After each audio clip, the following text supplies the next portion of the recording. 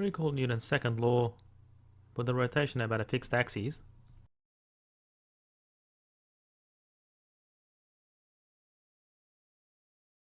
And the kinematic relationships for angular velocity and angular acceleration. Well, we can eliminate dt from these relationships to obtain the following expression. And then substituting for the angular acceleration and separating the variables,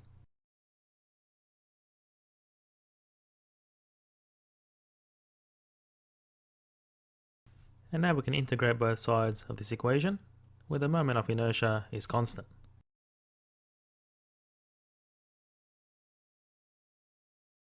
So this is the rotational work on the left hand side of the equation, which is equal to the change in rotational kinetic energy.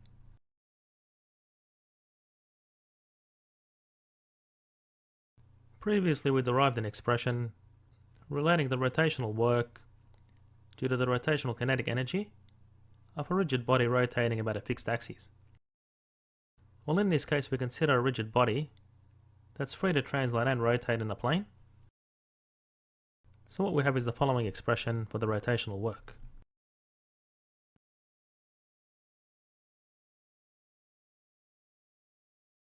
Due to the net torque about the center of mass. And that's equal to the change in rotational kinetic energy where we take the moment of inertia about the center of mass. And similarly, we had an expression for the translational work. So that would be due to the net force acting on the body.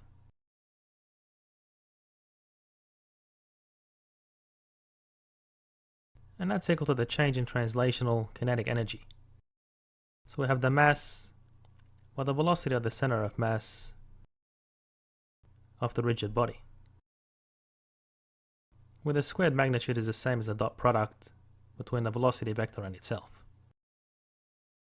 So in this case we have a work kinetic energy relationship for rotation and translation, which is applicable to cases such as rolling motion of a rigid body. A bar is initially at rest and hinged at point P, and a variable force is applied at the base, where A is a constant, and we're asked to write an expression for the angular velocity as a function of theta, assuming the force remains perpendicular to the bar. So recall the rotational work kinetic energy theorem.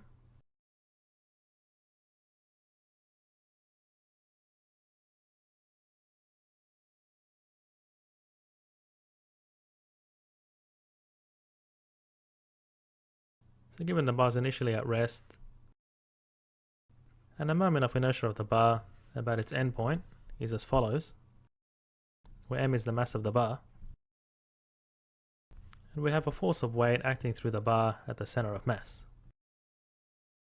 So at some angular position of the bar, theta, it looks something like this. So therefore we can rewrite the net torque about the pivot as follows.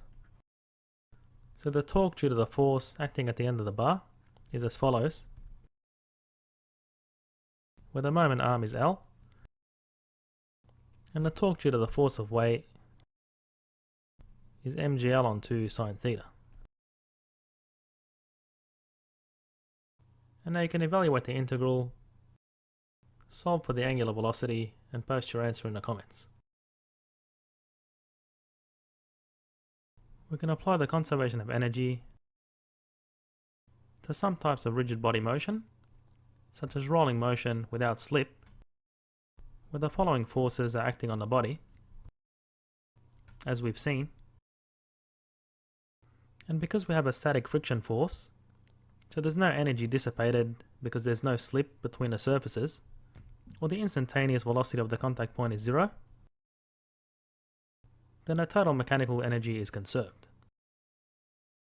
So if we have the initial and final position of the body, then the total initial energy, consisting of kinetic and potential energy terms, is equal to the total final energy. And in rolling motion without slip, the total kinetic energy consists of a translational term and a rotational term.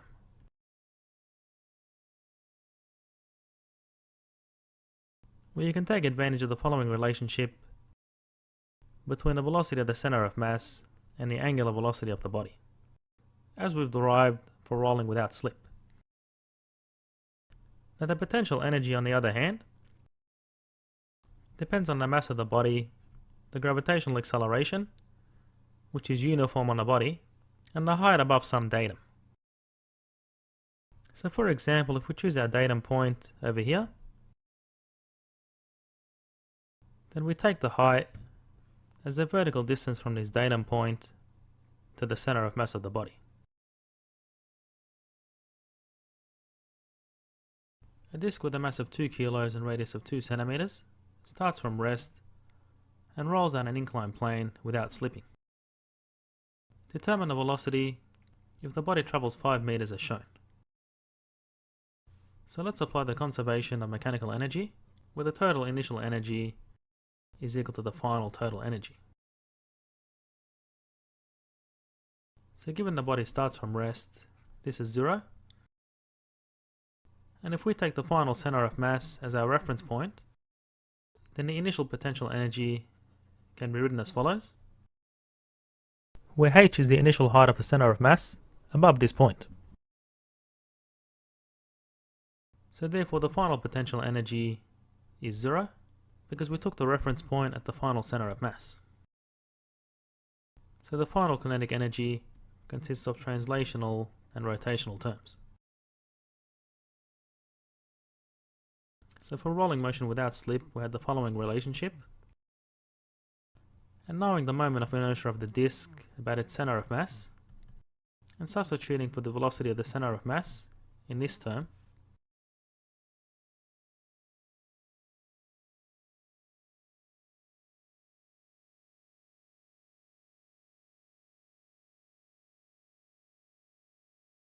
then we can do some cancellations and we get the following expression, which we can solve for the velocity of the center of mass. And you can determine an expression for h using trigonometry.